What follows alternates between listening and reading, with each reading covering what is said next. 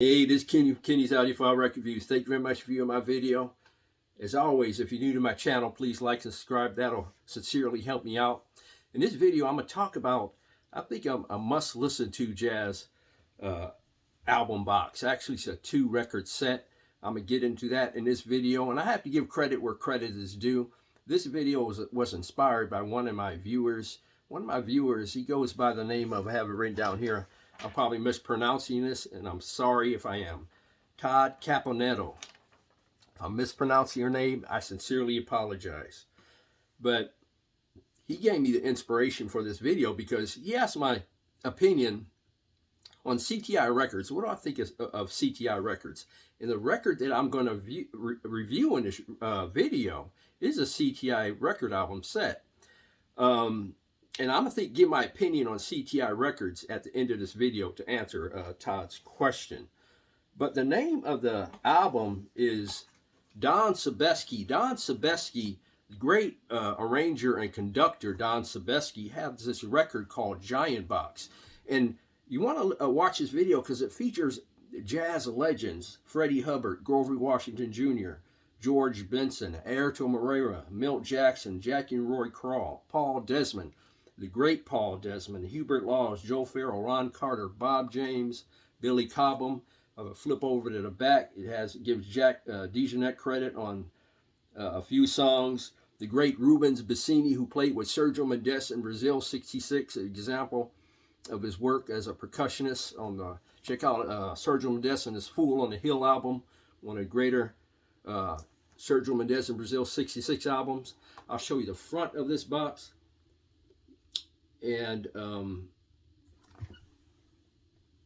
going to show you the back as well. It may not come out on the video as the text is very, very small.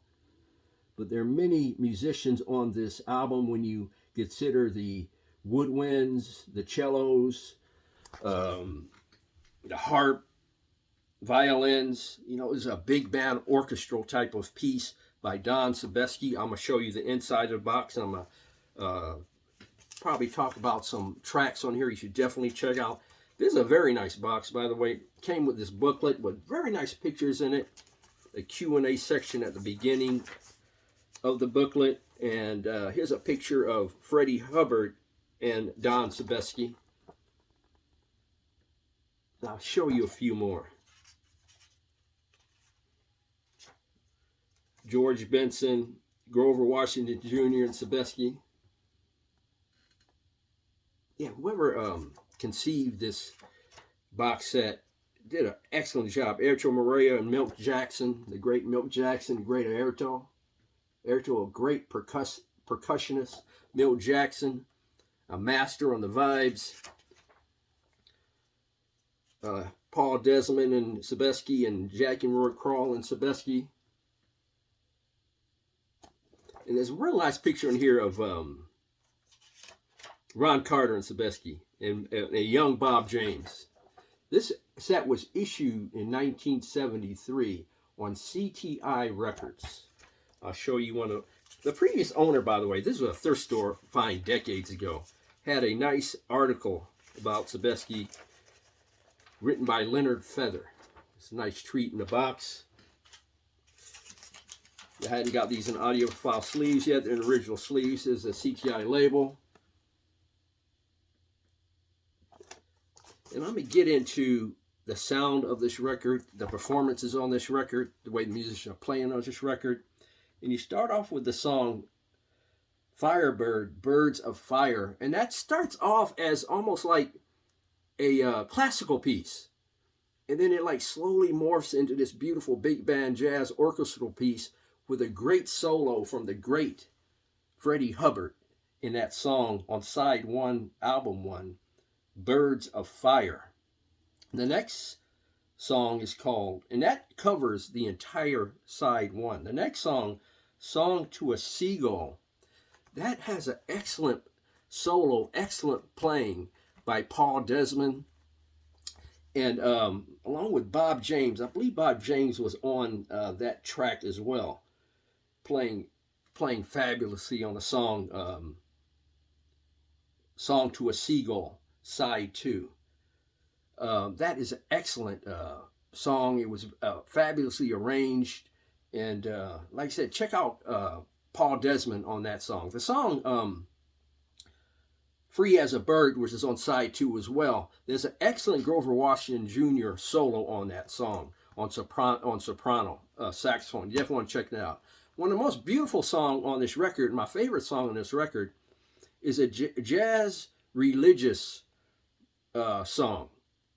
It's a great mix of vocal religious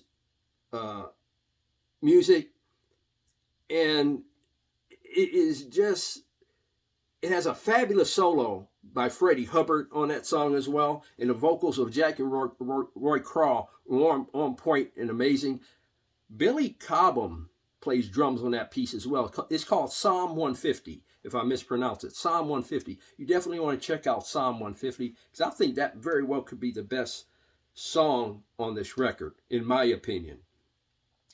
And there's another track that features Sebesky on vocals. And I think it's called, what is the name of that one? I think it's called Fly, I believe. With Sebesky on vocals at the beginning of the track. You definitely want to check that one out as well. And the song Vocalese on side 2, it features Paul Desmond and Milt Jackson on vibes.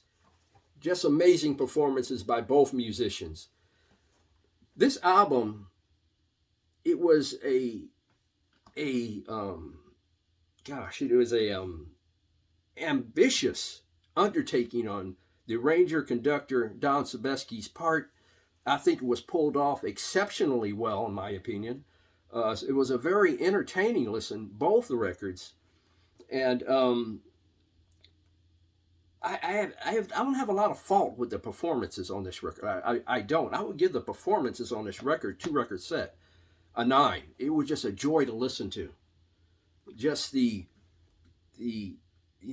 change in the song selections and the arrangements and the conducting and the track order on the 2 records was fabulously conceived by arrangement and by Don Sebesky, the arrangements and the conducting. I will say this was recorded at Van Gelder Studios, like a lot of CTI recordings during that era were.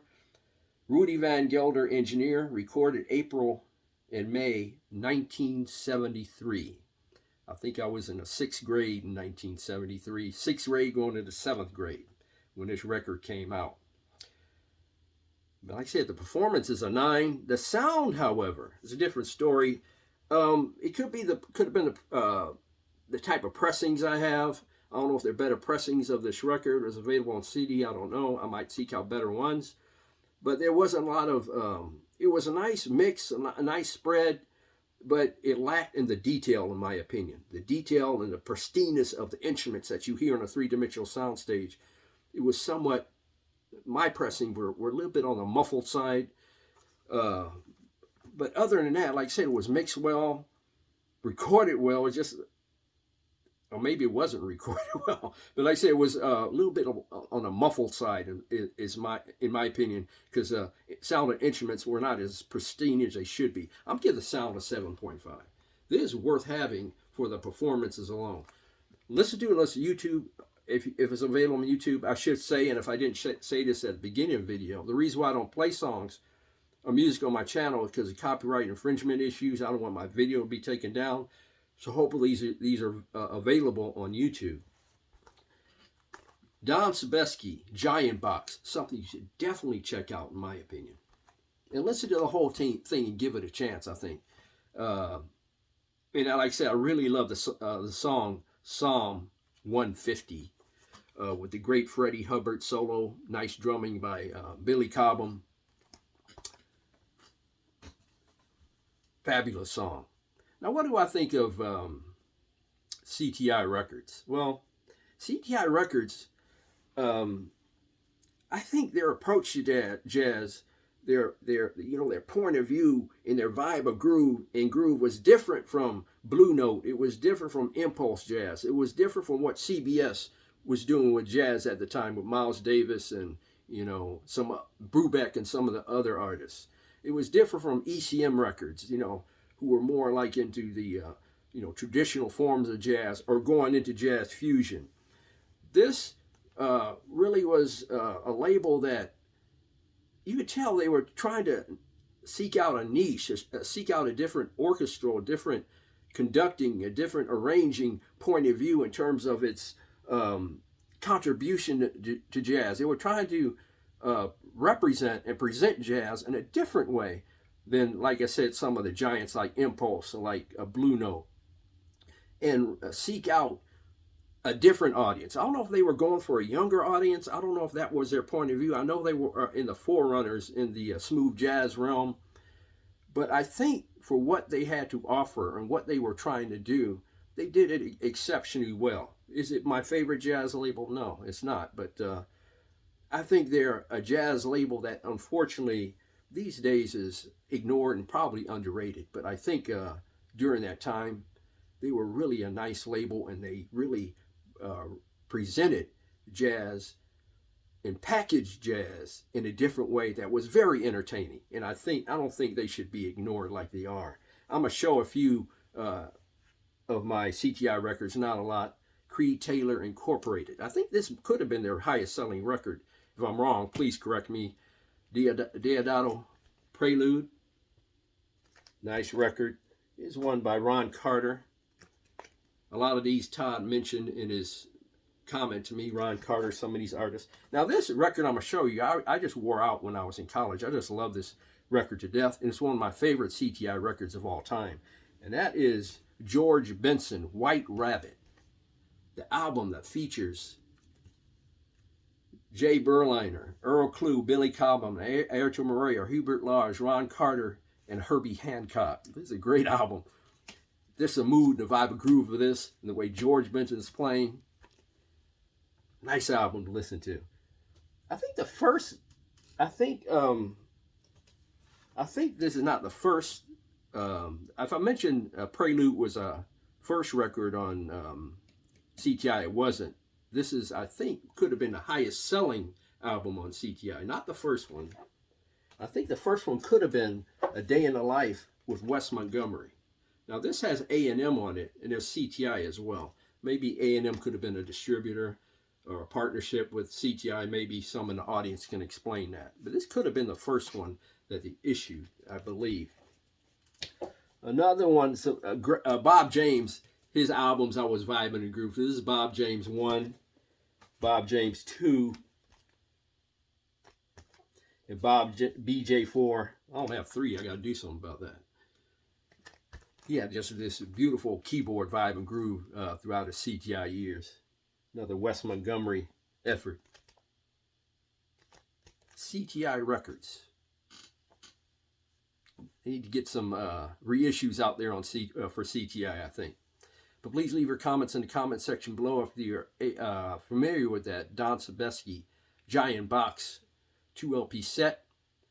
Please leave your comments in the comment section below about CTI Records. I really appreciate. Please like and subscribe, and check out those Amazon affiliate links in the description below. That'll sell little items, will help my channel out moving forward. Even if you don't buy any of those items and click on those links and buy something else, I still get credit for that sale and commission. That'll help me out. I really appreciate it. Please like and subscribe. God bless. Strong love. And keep the peace worldwide.